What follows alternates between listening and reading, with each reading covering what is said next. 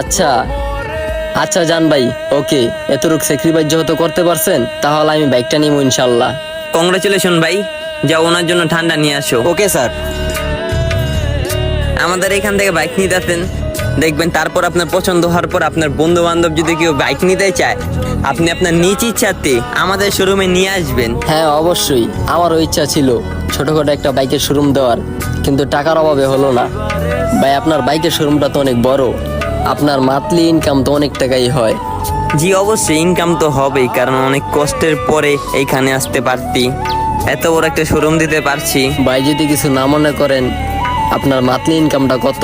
জি এই জিনিসটা অনেকেরই জানার ইচ্ছা। অনেক শোরুমের মালিকের কাছে অনেক গ্রাহক জিজ্ঞেস করে, অনেকে বলে না, কিন্তু আমি ওনাদের মতো না, আমি বলবো, কারণ আমি যদি বলি আপনি আগ্রহ হবেন ব্যবসা বাণিজ্যের মধ্যে। আমার এইখান থেকে মান্থলি 7 থেকে 8 লাখ টাকার মতো ইনকাম হয়।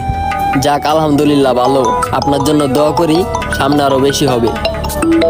আপনার তো অনেক চাপের মধ্যে থাকতে হয়। হ্যাঁ, চাপের ভিতরে তো থাকতে হবেই। জি ভাই, আপনি যে বাইকটার কথা বলছিলেন ওই বাইকটা চলে আসছে। জি জি জি, আপনি আমাদের শোরুমে আসতে পারেন। জি ভাই, কারণ আপনার এতদিন লেট হওয়ার কারণ আমাদের বাইকটা এতদিন ইম্পোর্ট হয়নি।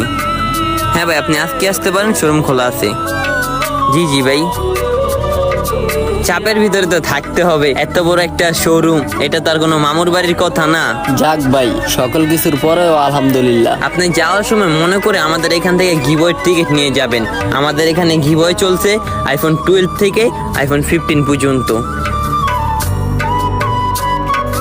আপনি বাইক দেখেন। হ্যাঁ, হ্যালো,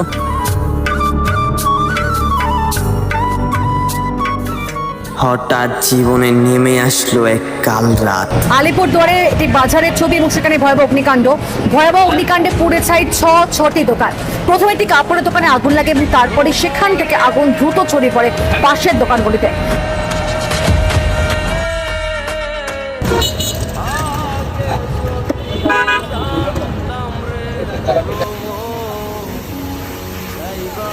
ভাই গাড়িটা একটু ওয়াশ করে দেন।